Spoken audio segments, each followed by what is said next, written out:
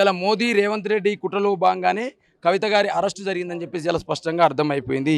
5 గంటలకు బేగంపేట విమానాశ్రయంలో మోడీ గారి విమానం దిగడం, అదేవిధంగా 5 గంటలకు కవిత గారింటి ముందు ఈడీ వాలడం. అంటే విమానం ఒక్కసారి వాలింది బేగంపేట విమానాశ్రయంలో, ఈడీ కూడా కవిత ఇంటి ముందు ఒకేసారి వాలింది. అంటే ఈడీ, మోడీ, రేవంత్ రెడ్డి ఏకనాథ్ షిండే ములాఖాత్ అనడానికి ఇది అర్థము. అదేవిధంగా బడే బాయ్ చోటే బాయ్, బడే బాయ్ మోడీ, చోటా బాయ్ రేవంత్ రెడ్డి ఇద్దరు ఒకటైనారు. ఇలా ఈడీని పిలిచినారు, ఇలా కవిత గారింటి ముందు అరెస్టు చేసినారు. కాబట్టి ఇలా భారతీయ జనతా పార్టీకి కాంగ్రెస్ పార్టీ బీ టీం అని తేలిపోయింది. ఇలా దేశవ్యాప్తంగానే, భారతదేశ వ్యాప్తంగానే ఎవరైతే ప్రతిపక్ష నాయకులు ఇలా భారతీయ జనతా పార్టీ వ్యతిరేకంగా మాట్లాడుతూ ఉన్నారు, జై మోడీ అంటే నై ఈడీ, ఒకవేళ నై మోడీ అంటే జై ఈడీ.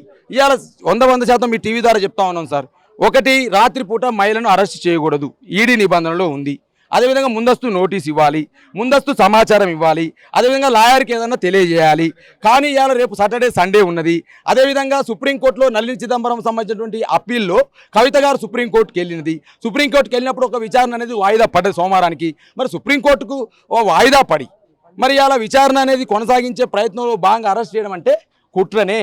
ఇవాళ 100% రాజ్భవన్లో మోదీ గారు, రేవంత్ రెడ్డి గారు, మన గవర్నర్ గారి మీద నేను మాట్లాడవద్దు, గవర్నర్ గారు ముగ్గురు కలిసి ఖచ్చితంగా ఇవాళ దావత్ చేసుకొని కేసీఆర్ మీద టచ్ చేసినాం, కేసీఆర్ గారిని కూతుర్ని ఇవాళ టచ్ చేసినాం, మోదీని ఇవాళ కేసీఆర్ గారు ఇబ్బంది పెట్టినామని చెప్పి ఆలోచన ముగ్గురు కలిసి చేస్తారు. ఇవాళ మీ టీవీ ద్వారా అడుగుతాను, ఆంధ్రప్రభ టీవీ ద్వారా ఇవాళ మేము చెప్తాను ఏంటంటే 100% రేవంత్ రెడ్డి కాల్ లిస్ట్ పైన విచారణ చేయాలి. ఇవాళ సెంట్రల్ వాళ్ళు చేస్తారా, స్టేట్ వాళ్ళు చేస్తారా?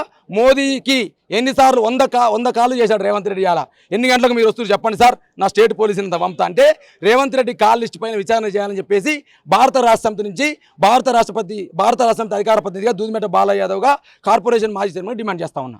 అంటే ఇప్పుడు మీరు చెప్పిన దాని ప్రకారం చూస్తే కవిత అసలు స్కామ్ అయ్యాలి అని చెప్పేసి చెప్తున్నారు సార్. స్కామ్ అయితే సార్ నేను ఏమంటున్నంటే అనేక విచారణలు ఎదుర్కొన్నది, అనేక సార్లు ఈడీ ముందుకు పోయినది, ఆమె రావాల్సినటువంటి వాంగ్మూలం ఇచ్చినది, చెప్పాల్సినట్టు చెప్పులు చెప్పింది సార్.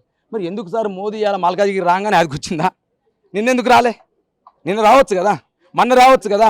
మరి ఇవాళ మల్కాజిగిరిలో ఫ్లైట్ దిగి మల్కాజిగిరి రోడ్ షోకి రాగానే ఏమంటే ఈడీకి వస్తుందా? చెప్పుడు మీరు. అంటే బేగంపేట విమానాశ్రయంలో ఫ్లైట్ దిగగానే ఈడీ 5 గంటలకు ఈయన దిగాలనా? అంటే రేవంత్ రెడ్డి వచ్చినాకనే రావాలంటారు నేను. కాబట్టి ఏకనాథ్ షిండే ఎవరో కాదు, రేవంత్ రెడ్డి.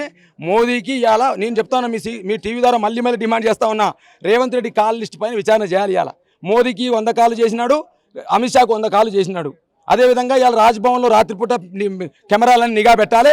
మోదీ రేవంత్ రెడ్డి కలవబోతా ఉన్నారు.